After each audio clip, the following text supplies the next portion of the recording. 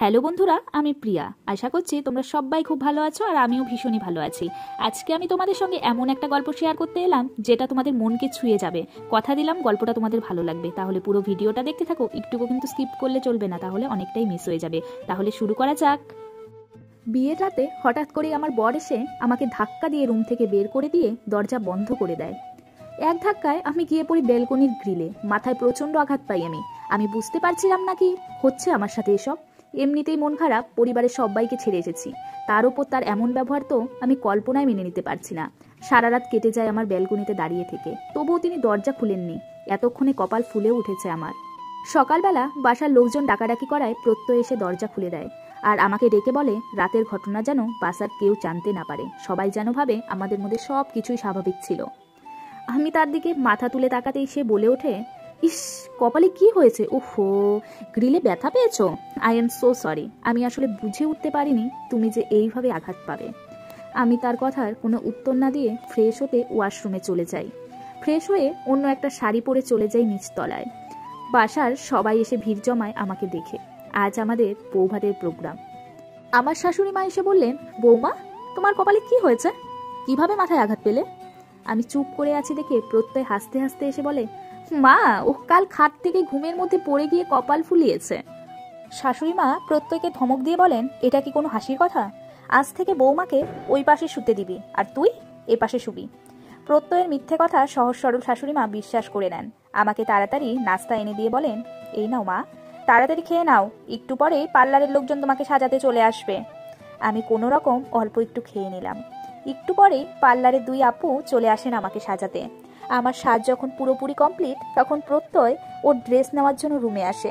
প্রত্যয় আমার দিকে কিছুক্ষণ এক দৃষ্টিতে তাকিয়ে থেকে কিছুক্ষণ পরে বলে ওঠে, এত সেজে কি হবে? আমার তো এতে কিছুই যায় আসে না। তুমি সাজলেও যা আর না সাজলেও আমার কাছে সেটাই। এই কথা বলেই প্রত্যয় রুম থেকে বেরিয়ে যায়। আমি শুধু অবাক হয়ে ভাবতে থাকি, এ কেমন? প্রত্যয়ের আত্মীয় স্বজন সবাই খাওয়া দাওয়া করে এসে এসে আমাকে দেখে যাচ্ছেন আর প্রশংসা করে শাশুড়িমাকে বলে যাচ্ছেন, বউ তো অনেক সুন্দর এনেছো। এত বড় বাড়িটা আজ আলোকিত লাগছে, পরিপূর্ণ লাগছে। আমার শাশুড়িও অনেক খুশি তাদের প্রশংসায়।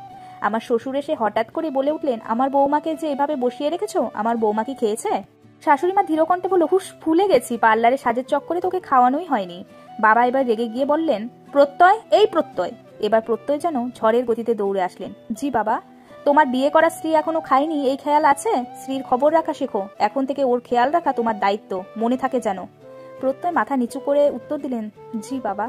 এতক্ষণে এইটুকু বুঝতে পারলাম প্রত্যয় এবং শাশুড়িমা বাবাকে অনেক ভয় পান। শাশুড়িমা খাবার এনে আমাকে খাইয়ে দিতে শুরু করলেন। প্রত্যয় আমার দিকে রাগী চোখে তাকিয়ে রইলেন, যেন না জানি কতদিনের শত্রুতা তার সাথে আমার। সন্ধ্যা প্রায়, আমার বাসার লোকজন খাওয়া দাওয়া করে নিয়েছেন।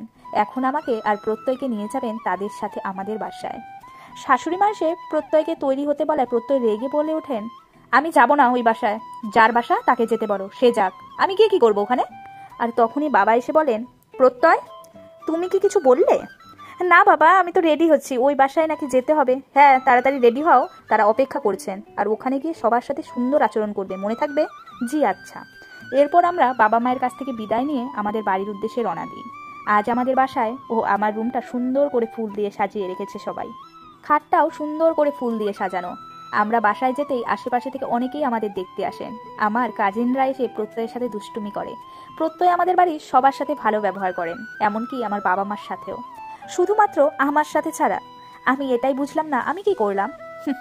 রাতে সবার সাথে খাওয়া দাওয়া করে আমরা আমাদের রুমে যাব, সেই মুহূর্তে আমার ছোট ভাই বোনেরা প্রত্যয়ের কাছে 5,000 টাকা দাবি করে বসে। তাহলে নাকি রুমে ঢুকতেই দেবে না, ওরা খুব কষ্ট করে নাকি রুম সাজিয়েছে। প্রত্যয় ভদ্র ছেলের মতো কোনো ঝামেলা ছাড়াই হাসতে হাসতে ওদের 5,000 টাকা দিয়ে রুমে ঢুকে গেলেন। আমি তো অবাক। আমি তো ভাবছি এই ছেলে এখনই রাগ করে তার বাসার উদ্দেশ্যে রওনা দেন কিনা। না, ওনাকে তো বুঝতেই পারছি না আমি। আমরা দুজন রুমে ঢুকে আর সবাই চলে যায়। আমি খাটে গিয়ে বসতেই প্রত্যয় আমাকে বলে, এই ওঠো ওঠো খাট থেকে, আজ এই খাট আমার, তুমি কেন এই খাটে বসছো? মানে আবার কি? আজ এই খাট আমার, এ বললেই হলো?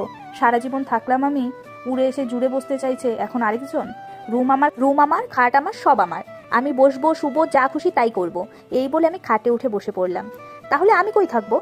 আপনি খাটের এক পাশে থাকতে পারেন, আমার কোনো সমস্যা নেই, কিন্তু আমার সমস্যা আছে। কি সমস্যা?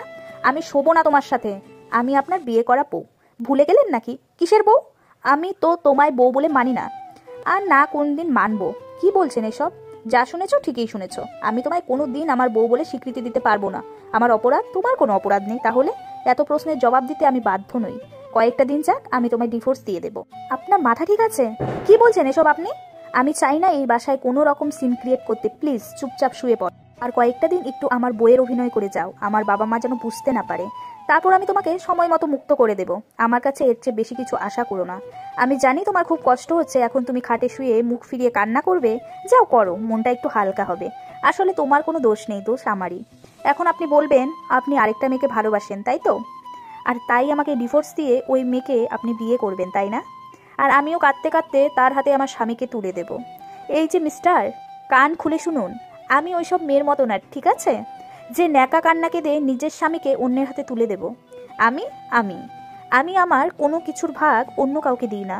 আর স্বামীর ভাগ দেব? অসম্ভব। প্রেম ভালোবাসা যা ছিল সব বিয়ের আগে ছিল।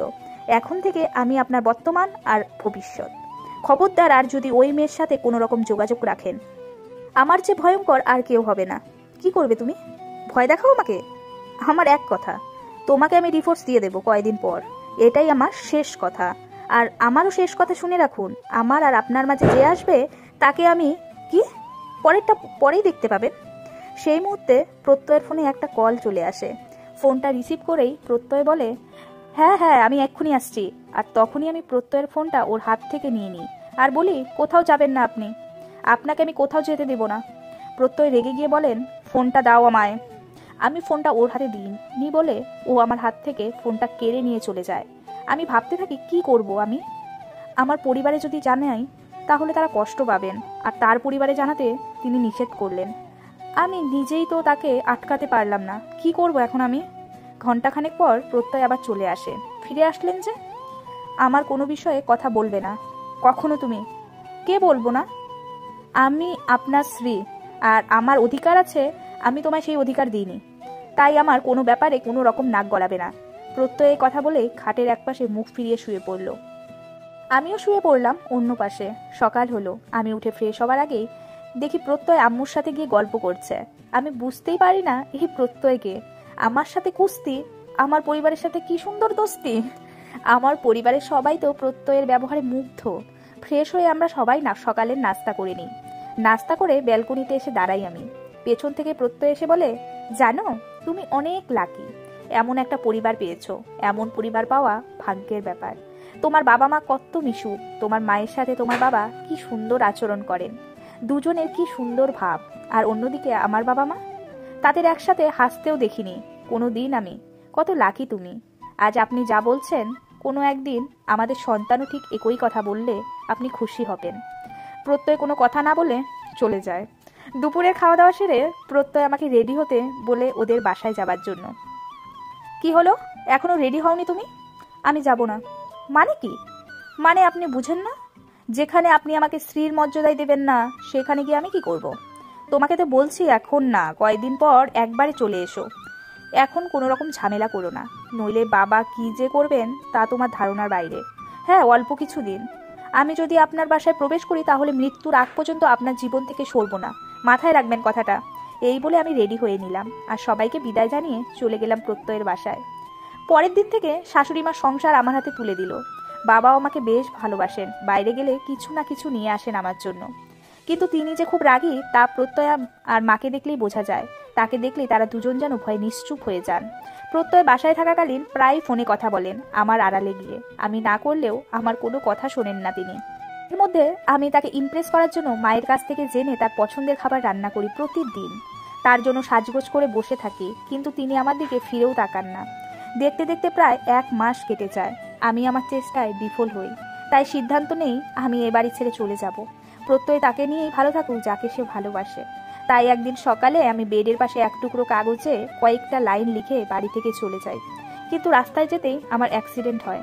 আমি অজ্ঞান হয়ে যাই আর আমার মোবাইল থেকে কেউ একজন প্রত্যয়ের কাছে ফোন দেয়। প্রত্যয় তখনই চলে আসেন হসপিটালে, যেই হসপিটালে আমাকে নিয়ে যাওয়া হয়। অ্যাক্সিডেন্টে আমার তেমন কোনো ক্ষতি না হলেও ডান পাটা মুচকে যায়। কিছুটা সুস্থ অনুভব করলে ডাক্তার আমাকে বাসায় পাঠিয়ে দেন আর বেড রেস্ট দিয়ে দেন। বলেন কিছুদিন রেস্টে থাকতে হবে, পায়ে ভর দেওয়া যাবে না। প্রত্যয় আর প্রত্যয়ের পরিবার তাদের বাসায় নিয়ে যান আমায়। আমার পরিবার সেবা যত্ন করার জন্য আমাকে তাদের সাথে যেতে চাইলে প্রত্যয় তাকে নিতে দেন না।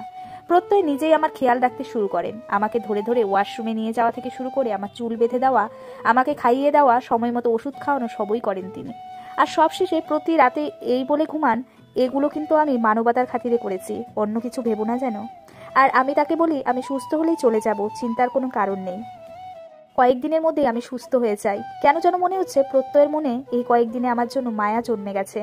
তার চোখে মুখে আমি আমার জন্য মায়া দেখতে পাই। এর মধ্যে প্রত্যয়ের জন্মদিন। মা আর আমি মিলে সবকিছু প্ল্যান করে তার জন্মদিনের আয়োজন করি। তার পছন্দের কেক আনি, তার পছন্দ মতো সব কিছু সাজাই, রান্না করি, ছোট ছোট একটা পার্টির আয়োজন করা হয়। তিনি তার কয়েকজন বন্ধু বান্ধবীকেও দাওয়াত করেন। এর মধ্যে একজন হচ্ছে তমা, যে কিনা খুব বেশি স্মার্ট।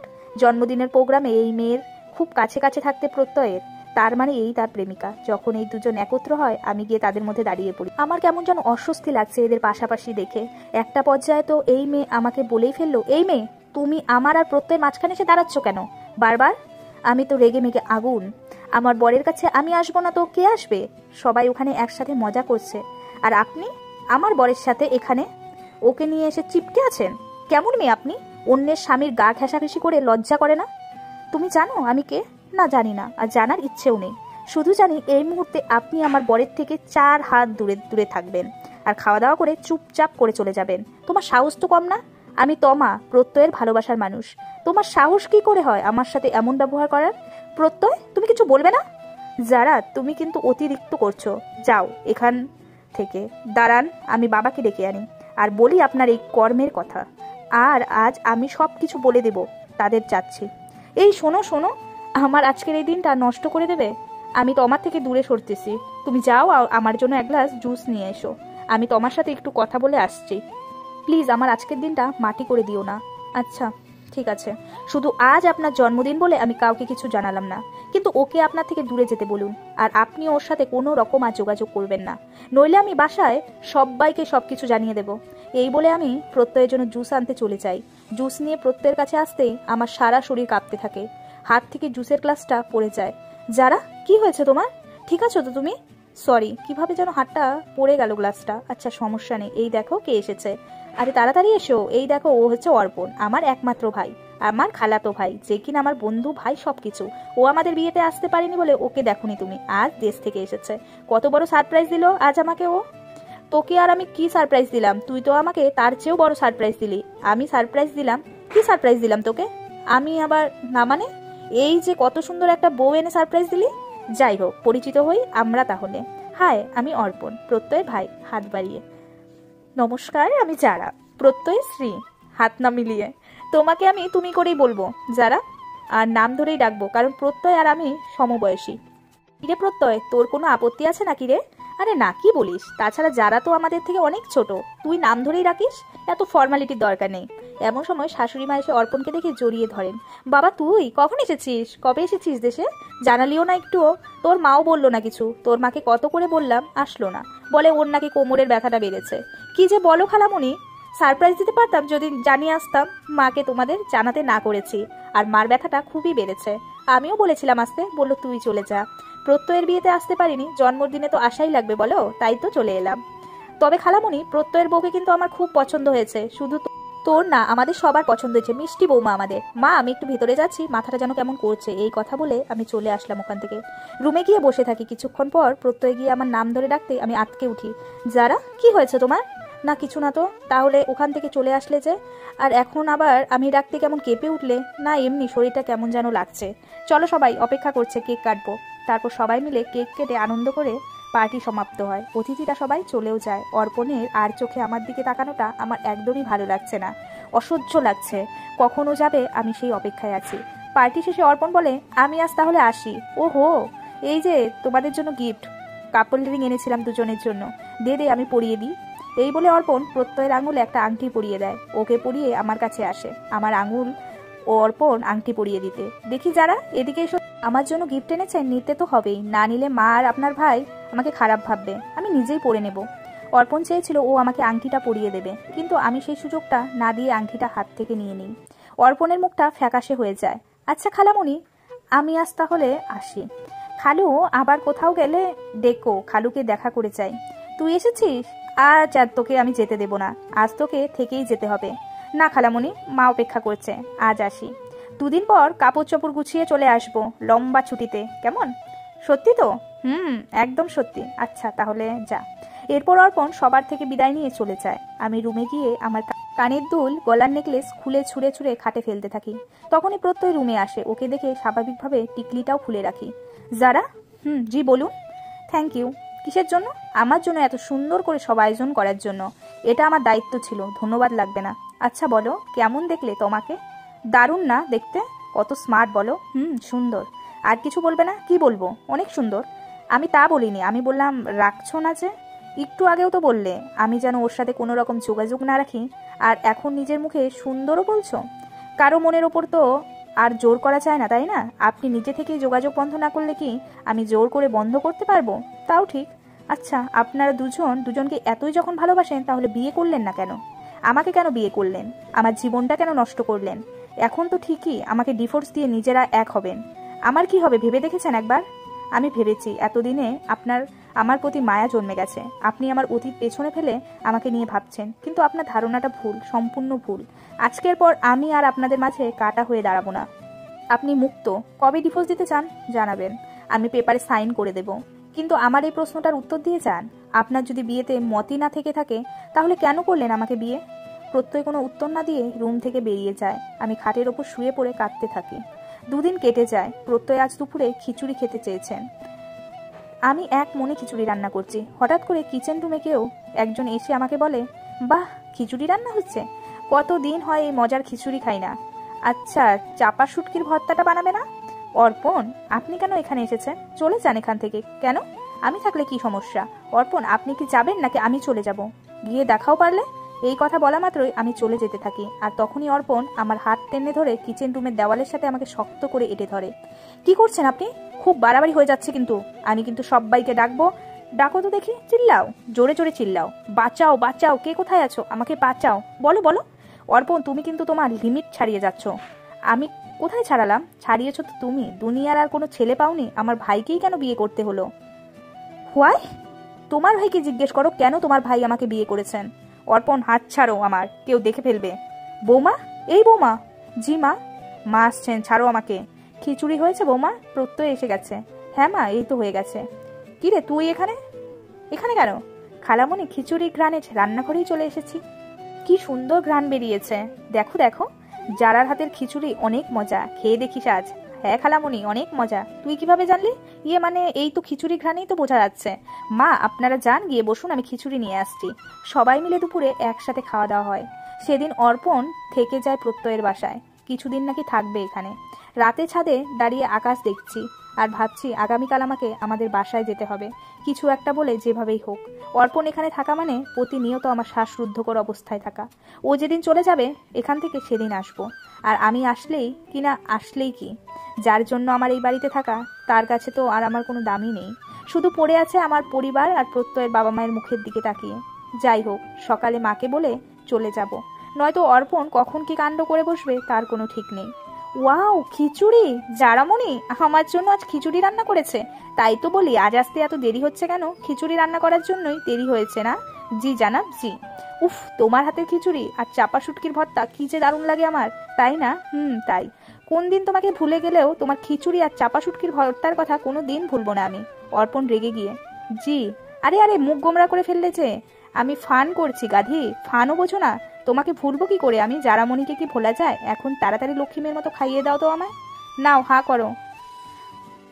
হঠাৎ করে কয়েক সেকেন্ডের মধ্যে ভাবনায় আমি আমার অতীতে চলে গিয়েছিলাম। আর তখনই হঠাৎ কে যেন পেছন থেকে আমার হাত টেনে ধরে। অর্পণ, ছাড়ো বলছি, ছাড়ো আমায়।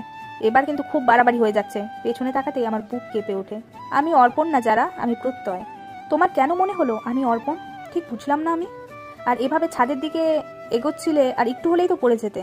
খেয়াল নেই নাকি ছাদে যে রেলিং নেই? না, আসলে হয়েছে কি? কি হয়েছে? কি রে তোরা এখানে? প্রত্যয়, তোকেই তো খুঁজছিলাম আমি। আর যারা, তুমি এখানেই আছো? তখন না বলে গেলাম রাত করে ছাদে থাকতে হয় না, ভূত আসে, ভূত। ও, এই কথা তাহলে। কিছুক্ষণ আগে তুই আমার বউকে ভূতের ভয় দেখিয়ে গিয়েছিস আর এখন আমায় আশায় ও ভেবেছে তুই এসেছিস। তাই তো বলি, ও তোর নাম ধরে ধমকের সুরে কথা বলছে কেন? চল এবার নিচে যাই, চলো যারা। এবারের মতো অর্পণ আমাকে বাঁচিয়ে নেয়, কিন্তু আবার এমন হলে আমি চাই না আমার আর অর্পণের বিষয়টা এ বাসার কেউ জানুক। আমাকে যে করেই হোক আমাদের বাসায় চলে যেতে হবে। সকাল হলে মাকে বলি আমি কয়েকদিনের জন্য বাবার বাড়ি গিয়ে ঘুরে আসতে চাই, মনটা খারাপ লাগছে সবার জন্য। মা বলেন, অর্পণ আসলো আর তুমি চলে যাবে? ও মন খারাপ করবে তো। তাছাড়া প্রত্যয় তো সারাদিনই ওর বিজনেসের কাজেই ব্যস্ত থাকে, ও একা একা কি করবে? ওর কি ভালো লাগবে? তুমি থাকলে তবুও একটু কথাবার্তা বলতে পারে। কোনো সমস্যা নেই খালামণি, আমিও যারাদের বাসায় বেড়াতে চলে যাই। প্রত্যয়ও চলে যাবেন রাতে ওর কাজ শেষ করে। আমারও বেড়ানো হলো, আর যারারও ওর বাবা মাকে দেখে আসা হলো। কি যারা, নেবে না আমাকে তোমাদের বাসায়? যার জন্য পালাতে চাচ্ছি সেই তো সাথে যেতে চাচ্ছে, কি করব আমি এখন? নেবে না কেন বৌমা? অর্পণ তোমার সাথে বেড়াতে গেলে কোনো সমস্যা আছে? কিসের সমস্যা? চল আমরা সবাই মিলে ঘুরে আসি। না না, সমস্যা কিসে, চলুন সবাই যাই। মা আপনি আর বাবাও তাহলে চলুন। না মা, তোমরা ঘুরে আসো, তাড়াতাড়ি চলে এসো কিন্তু। আচ্ছা মা, আপনারাও সাবধানে থাকবেন, বাবার খেয়াল রাখবেন। এরপর প্রত্যয়, আমি আর অর্পণ আমাদের বাসায় চলে আসি। আম্মু, বোন, আমার কাজিনরা সবাই খুশি আমাকে দেখে। আমার ছোট বোন রাফা তো সবার সামনে অর্পণকে দেখে আমাকে ইশারায় বলা শুরু করে, আপু, অর্পণ। আমি ওর মুখ চেপে ধরে আর বলি, চুপ। নমস্কার, আমি অর্পণ, প্রত্যয়ের কাজিন। না বলেই চলে আসলাম বেড়াতে। খুব ভালো করেছো বাবা, আমরা খুব খুশি হয়েছি। নমস্কার, ভালো আছেন আম্মু? ভালো আছি বাবা, তুমি কেমন আছো? এই তো ভালো। আব্বু কোথায়? হাই রাফামণি, কি অবস্থা? তোমার আব্বু একটু বাজারে গেছেন। এই তো দুলাভাই, ভালো আছি। আপনি কেমন আছেন? ভালো। যারা, জামা ওদেরকে ভিতরে নিয়ে যা। রাফা, তোর আব্বুকে ফোন দিয়ে বল যারা এসেছে, আর আয় আমার সাথে নাস্তা দিবি ওদের। আমি প্রত্যয় আর অর্পণকে নিয়ে ভিতরে যাই। কিছুক্ষণ পর রাফা সবার জন্য নাস্তা নিয়ে আসে। আব্বুও রাফার ফোন পেয়ে আমাদের জন্য বাজার থেকে অনেক কিছু নিয়ে আসে। আমাদের দেখে আব্বু খুশি হন আর বলেন, এক সপ্তাহের আগে আমাদের কোথায় যাওয়া চলবে না, কমপক্ষে এক সপ্তাহ যেন আমরা থেকে যাই। দুপুরে খাওয়া দাওয়া শেষে অর্পণ আমাকে বলে, চলো তোমাদের গ্রাম ঘুরে দেখব। আমায় দেখাবে না? যাও যারা, তুমি একটু ঘুরিয়ে দেখিয়ে এসো, আমি একটু রেস্ট নেই, ঘুমাই একটু, আমারও শরীরটা তেমন ভালো লাগছে না। রাফা, এই রাফা, এদিকে আয় তো। হ্যাঁ আপু বলো, তোর অর্পণ ভাইয়াকে আমাদের এলাকাটা একটু ঘুরে দেখিয়ে নিয়ে আয়। আচ্ছা আপু, যাচ্ছি। অর্পণ প্রত্যয়ের সামনে আর কিছু বলতে পারে না। রাফা অর্পণকে নিয়ে ঘুরতে বের হয়। এদিকে প্রত্যয় আমাকে বলে, তুমিও যেতে, একটু ঘুরে আসতে ওদের সাথে, ভালো লাগতো তোমার। আমার কি ভালো লাগতো আর কি ভালো লাগতো না তা নিয়ে আপনার না ভাবলেও চলবে। আর আপনি এমন একটা ভাব নিয়ে থাকেন সবার সামনে, মনে হয় আপনি খুব ভালো স্বামী, খুব ভালো রেখেছেন আমায়। এত অভিনয় কেন চালিয়ে যাচ্ছেন সবার সামনে? আমার বাবা মা, বোন, চাচা, চাচি সবাই ভাবেন আপনি খুব ভালো রেখেছেন তাদের মেয়েকে। আপনার তাদের সাথে করা এমন সহজ সরল আন্তরিক ব্যবহারের আড়ালে যে লুকিয়ে আছে অন্য কিছু, তাকে জানে বলুন? কি নিখুঁত অভিনয় আপনার। মেজ জামাই, দুলাভাই এর অভিনয়ে খুব ভালো অভিনয় করতে পারেন আপনি। আপনাকে দেখে কে বুঝবে বলুন আপনি এসব অভিনয় করছেন? আসলে সত্যি তো এটাই, আমাদের মাঝে সম্পর্কটা আছেই মাত্র কয়েকদিনের জন্য, আর এটাকে আদৌ কোনো সম্পর্ক বলা যায় কিনা তা আমার জানাও নেই। এরপর তো আপনি আর তোমা আপনাদের সুখী পরিবার। চুপ করে আছেন যে? আজ এতগুলো কথা বললাম, একটা কথারও যে জবাব দিলেন না। সময় হলেই পেয়ে যাবে আমার জবাব, অপেক্ষা করো। এই বলে প্রত্যয় ঘুমানোর জন্য শুয়ে পড়ে। অপরদিকে অর্পণ আর রাফা ঘুরতে ঘুরতে আমাদের বাড়ি থেকে একটু দূরে একটা বাগান আছে সেখানে যায়, যেখানে আমি আর অর্পণ প্রায়ই যেতাম, বসে বসে গল্প করতাম। আপনাকে আর কি করে দেখবো আমি, আপনি তো সবেই চিনেন আমাদের এলাকার, বরং আমার চেয়ে বেশি চিনেন। যাই হোক, একটা কথা জানার ছিল। হ্যাঁ বলো। কেন করলেন আমার আপুর সাথে এমন প্রতারণা? অর্পণ চুপ করে আছে। কি হলো, উত্তর দিন। আমার আপু তো আপনাকে সত্যিকারে ভালোবেসেছিল, আপনাকে নিয়ে কত স্বপ্ন দেখেছিল, আর আপনি কিনা আমার আপুর সাথে এমন বিশ্বাসঘাতকতা করলেন। আপনি জানেন আমার আপু 2টা মাস কারোর সাথে কথা বলেনি, দিন রাত একা ঘরে নিজেকে বন্দি করে রাখত, শুধুমাত্র আপনার বেইমানির কারণে। আপনার নতুন প্রেমিকা কি এমন দিয়েছিল যা আমার আপু আপনাকে দিতে পারেনি? আমার আপু কি আপনার সেই নতুন প্রেমিকার চেয়ে কম ভালোবাসতো আপনাকে? কিভাবে আপনি আমার আপুর হাত মাঝ রাস্তায় ছেড়ে অন্য হাত ধরেছেন? আমার আপু দিন রাত পাগলের মতো চিল্লায়, কান্না করছে জানেন। আমার আম্মু আমার আপুর কান্না দেখে নিজেও কেঁদেছেন। আমার বাসার সবাই জেনেছে আমার আপু একটা ছেলেকে ভালোবাসে, কিন্তু কেউ জানে না সেই বেইমানটা আপনি। আসলে কি জানেন, আপনি আমার আপুর ভালোবাসার যোগ্যই ছিলেন না কোনোদিন। যাই হোক, অনেক কথা বললাম। জীবনে আমার আপুর অনেক ক্ষতি তো করেছেন, এখন দয়া করে একটা উপকার করুন। আপনি কখনো প্রত্যয় ভাইয়ার পরিবারের কাউকে জানতে দিয়েন না যে আপনি আপুর পূর্ব পরিচিত, আর আপুর থেকে দূরে দূরে থাকবেন। আর আমি যদি বলি আমি তোমার আপুকে খুব শীঘ্রই আমার করে নেব, তখন কি বলবে? আপনি কি মজা করছেন? আমার আপু এখন প্রত্যয় ভাইয়ার স্ত্রী। পৃথিবীর কারো সাধ্য নেই আপুকে প্রত্যয় ভাইয়া থেকে কেড়ে নেওয়ার। আর যদি তোমার প্রত্যয় ভাইয়া আমাকে দিয়ে দেয়, তখন আপনার মাথায় কি কোনো সমস্যা আছে? আপনাকে কি পাগলা গারদে দিয়ে আসতে হবে? মিস রাফা, আমাকে পাগলা গারদে দিতে হবে না, বরং তুমি আমার থেকে আজ একটা সত্যি জেনে নাও, যা শুনে তুমি পাগলা গারদে চলে যেতে পারো। বোনের দুঃখে দুঃখী হয়। এই যে এত প্রত্যয় ভাইয়া করছো না, ও না তোমার দুলা ভাই। তোমার এই দুলা ভাইও অন্য এক মেয়েকে ভালোবাসে, আর তাই সে তোমার বোনের সাথে এক বিছানায় অবধি থাকে না। আর আমি তাদের নিজে কানে শুনেছি আর নিজে চোখে দেখেছি। ক্লিয়ার? বিশ্বাস না হলে তোমার বোনকে জিজ্ঞেস করে দেখো। কি বলছেন এসব? জি, যা শুনেছো ঠিক শুনেছো। সো আমাকে দুলাভাই ডাকার প্রস্তুতি নাও। না রাফা, কোনো দিনও না। আমি সেখানে হঠাৎ উপস্থিত হয়ে, মিস্টার অর্পণ, আমি যদি ঘরের কোনো একজন ডিভোর্সি হয়ে বসেও থাকি, তবুও আপনাকে আমি কোনো দিন বিয়ে করব না। কথাটা আপনি মাথায় রাখবেন। আমি এখানে এসেছি আপনাকে বলতে যে আপনি দয়া করে আমার আশেপাশে কিসের শ্বশুরবাড়ি যারা না। আমি চাই না আপনি তোমাকে আমার কথা আমার শ্বশুরবাড়ি। আমি মানছি আমি ভুল করেছি, তাই বলে এখনো কি আমাকে ক্ষমা করা যায় না? আমি তো চেয়েছিলাম আমি দেশে ফিরে তোমার বাসায় বিয়ের প্রস্তাব নিয়ে আসবো, বাসার সবাইকে রাজি করাবো, আর সাথে তোমাকেও। আমি তোমার জন্য দেশের বাইরে পাড়ি জমিয়েছি, যাতে তোমার বাসার মানুষ বলতে না পারে ছেলে বেকার। কিন্তু আমি আসার আগেই তুমি কিভাবে কি হয়ে গেল কিছুই বুঝলাম না। একটা বছরে এত কিছু চেঞ্জ হয়ে যাবে আমার জানা ছিল না। যাই হোক, আমি আমার কৃতকর্মের জন্য ক্ষমা চাচ্ছি। আমি স্বীকার করছি আমি ভুল করেছি। এখন সব ভুলে আমাকে এক সুযোগ দাও। আমি আর কোনো দিন তোমায় কষ্ট দেব না। আমি সেদিন আড়াল থেকে তোমার আর প্রত্যয়ের কথা শুনে ফেলেছি। ও যে অন্য কাউকে ভালোবাসে, তাই তোমার স্ত্রীর স্বীকৃতি কখনোই দেবে না। তাই সব ভুলে চলো আমরা নতুন করে আমাদের জীবন শুরু করি। আমি খালামণি খালুকে সব বুঝিয়ে বলবো। আমার পরিবারকে বোঝানোর দায়িত্বও আমার। প্লিজ না করো না। কেন?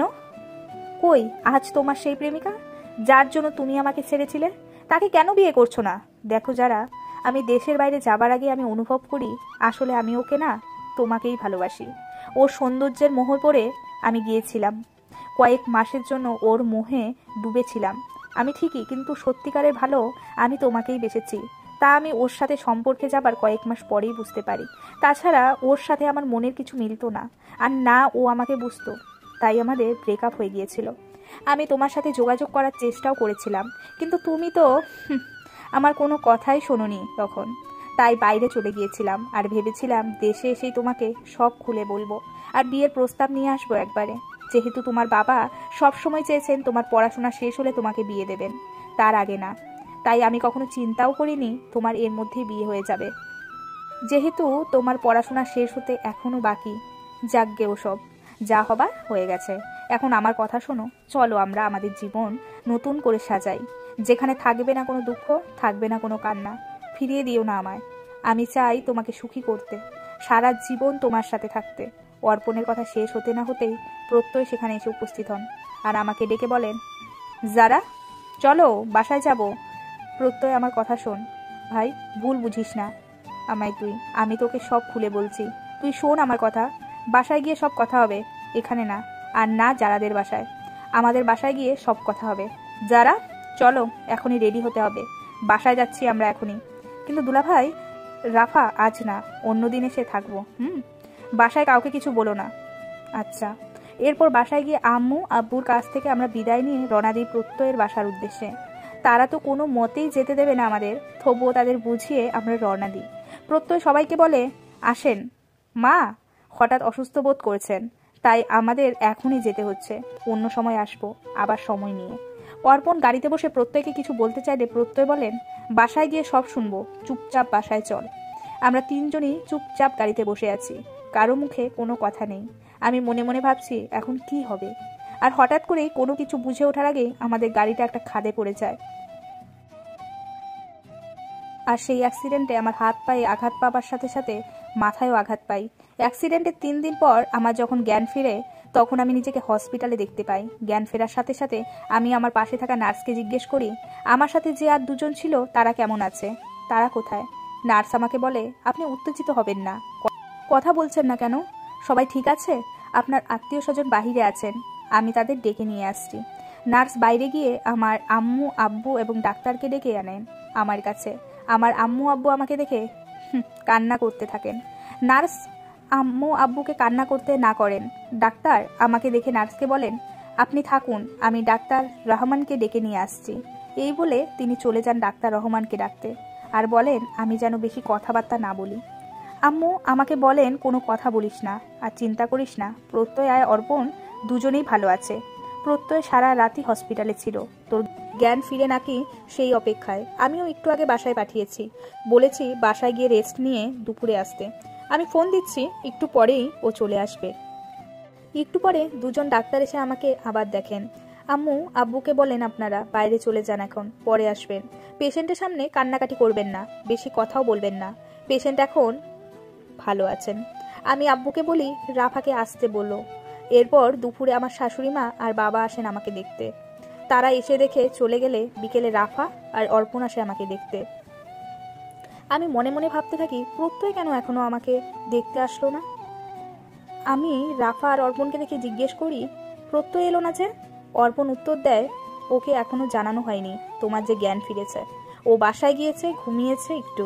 3 দিন এখানেই ছিল, তোমার অপেক্ষায় ছিল কখন তোমার জ্ঞান ফিরবে। নিজের গায়ে যে ক্ষত সেদিকে ওর খেয়ালই ছিল না, পাগলের মতো কান্না করছিল তোমার জন্য, যা দেখে আমি সত্যি অবাক হয়েছি। আজ তোমার আব্বু আম্মু বলে বাসায় পাঠিয়েছেন। আমি নিজেও অর্পণের কথা শুনে অবাক হচ্ছিলাম। যেই মানুষটার মনে আমার জন্য কোনো জায়গা নেই, সেই মানুষটা 3টা দিন আমার জন্য হসপিটালে ছিল, এমনকি কান্নাও করেছে আমার জন্য। এসব ভাবতে না ভাবতেই প্রত্যয় এসে হাজির। আমার বেডের কাছে এসেই দৌড়ে আমার হাতটা ধরে কান্না করে দেয়, আর বলতে থাকে মনটা খুব টানছিল জানো, তাই তো চলে এলাম, কেউ একটু জানায়নি আমায়। ঠিক আছো তো তুমি? অনেক কষ্ট হচ্ছে তোমার না? খুব দ্রুত তুমি সুস্থ হয়ে যাবে, দেখে নিও, কিচ্ছু হবে না তোমার। আমি প্রত্যয়কে মুচকি হাসি দিয়ে বললাম, কিছু হয়নি আমার, আমি ঠিক আছি, একটু মাথায় আঘাত পেয়েছি তো, সেরে যাবে। যারা, I love you so much. আমি তোমাকে অনেক ভালোবাসি, অনেক ভালোবাসি তোমাকে আমি। আর তোমাকে, ওহ তমা, আজ তোমাকে আমি সব বলবো। যারা, তমা আমার ফ্রেন্ড, ও আমার প্রেমিকা না। ওই দিন ও যা করেছে আমার কথাতেই করেছে, ঠিক বুঝলাম না। আজ তোমায় আমি সব কিছু বলে দিতে চাই। যারা, তোমাকে হারানোর কষ্ট আমি আজ বুঝে গেছি। আমি তোমাকে কোনোভাবেই হারাতে পারবো না, এমনকি অর্পণের জন্যও না। প্রত্যয়ের কথা শুনে আমি কান্না দেখে আমি অর্পণ রাফা 3জনই অবাক হয়ে তাকিয়ে আছি প্রত্যয়ের দিকে। আজ তাহলে শুনে নাও আমার বুকের ভেতরে লুকিয়ে থাকা কথাগুলো, যা আমি এতগুলো দিন যাবৎ বুকের মধ্যে পুষে রেখে অভিনয় করে যাচ্ছি। যারা, তুমি জানো না আমি তোমাকে কতটা পছন্দ করি। তোমাদের এলাকায় ঘুরতে গিয়ে একদিন তোমাকে দেখে আমার ভালো লেগে যায়, মনে মনে তোমাকে আমি পছন্দ করে ফেলি, কিন্তু না জানি তোমার নাম আর না জানি তোমার সম্পর্কে কিছু। সিদ্ধান্ত নেই, পরে আবার গিয়ে তোমাকে খুঁজে বের করব। কিন্তু হঠাৎ একদিন বাবা বাসায় এসে মাকে ডেকে বলেন আমার জন্য তিনি তার এক বন্ধুর মেয়েকে পছন্দ করেছেন এবং তিনি তাকেই দেখতে যাবেন। যদি আমাদের পছন্দ হয় মেয়েকে, তাহলে সেই দিনই বিয়ের কথা বলে আসবেন তিনি। আর তুমি তো জানোই বাবা রাগী মানুষ, তার কথার ওপর মা আর আমি কোনো কথাই বলতে পারি না। মাকে আমি তোমার কথা বললাম, মা বললেন মেয়েকে চিনিস না জানিস না কিভাবে যাব, তাছাড়া তুই তো জানিস তোর বাবা কেমন, তার সাথে কাল না গেলে উপায় নেই। আর মেয়ে দেখতে গেলেই যে বিয়ে হয়ে যাবে এমন তো না, চল যাই, বিয়ে পছন্দ না হলে দুজনে মিলে বলবো পছন্দ হয়নি, তাহলেই তো হলো। মায়ের কথায় রাজি হয়ে গেলাম। আর যখন তোমাকে নিয়ে আসলো আমাদের সামনে, আমি তো তখন যেন আকাশের চাঁদ পেয়ে গেলাম। আমি খুশি। আর দেখে কে, মাকে বললাম মেয়ে পছন্দ হয়ে গেছে আমার, এই মেয়ে সেই মেয়ে। মাও খুশিতে বাবাকে বললেন বিয়ের তারিখ পাকা করে দিতে, যদি মেয়ের বাড়ির কারো আপত্তি না থাকে। তোমার বাড়ির সবাই বিয়েতে রাজি হয়ে গেলেন, আমাদের বিয়েও ঠিক হয়ে গেল। যারা, জানো আমার বিয়ে নিয়ে আমার কত স্বপ্ন ছিল, কত প্ল্যান ছিল। ভেবেছিলাম বিয়ের 2 দিন পর তোমাকে নিয়ে হানিমুনে চলে যাব, কতই না খুশি ছিলাম আমি আমার বিয়ে নিয়ে। দু চোখ ভরা স্বপ্ন নিয়ে বিয়ের দিন আসলাম তোমাদের বাসায়, কবুলও পড়লাম, হয়ে গেল আমাদের বিয়ে। কিন্তু তখনই আমার সব স্বপ্ন আকাঙ্ক্ষা ভেঙে টুকরো টুকরো হয়ে গেল যখন আফ্রিদি, আমার মামাতো ভাই, তোমাকে দেখে বলল, প্রত্যয় রে এটা কি করলি? আমি ওকে বললাম, কেন? আরে ভাই, বিয়ে তো করলি, কিন্তু তোর বউকে জানিস? জানবো না কেন, আমার বউয়ের নাম জারা। আরে বউ তো অর্পণের গার্লফ্রেন্ড রে। কি বলিস, পাগল হয়েছিস নাকি তুই? অর্পণের গার্লফ্রেন্ড? এর নাম মনি, জারা না। আমাকেও বলেছে ওর গার্লফ্রেন্ডের কথা, কিন্তু কখনো দেখিনি। আরে ভাই, ও কাউকে ওর প্রেমিকাকে দেখাতো না, বলতো বিয়ের সময় একবারে দেখাবো। কিন্তু একদিন ওরা আমাদের এলাকায় ঘুরতে যায়, ঘোরার সময় আমি ওদের দেখে ফেলি। সেদিনই আমার সাথে পরিচয় করিয়ে দিয়েছিল। তুই কি শিওর জারাই মনি? হ্যাঁ, আমি শিওর, কারণ ও জারাকে ভালোবেসে মনি বলে ডাকতো। সেদিনই পরিচয়ের সময় আমাকে বলেছে। তুমি জানো, ওর কথা শোনার পর আমার মাথায় যেন আকাশ ভেঙে পড়ে। আমি কি করব কিছুই বুঝে উঠতে পারছিলাম না। তুমি তো জানোই আমাদের বিয়েটা কত তাড়াতাড়ি হয়। তোমাকে দেখে আসা 3 দিনের মাথায় আমাদের বিয়ে হয়। খুব তাড়াতাড়ি বিয়ের আয়োজন করা হয়।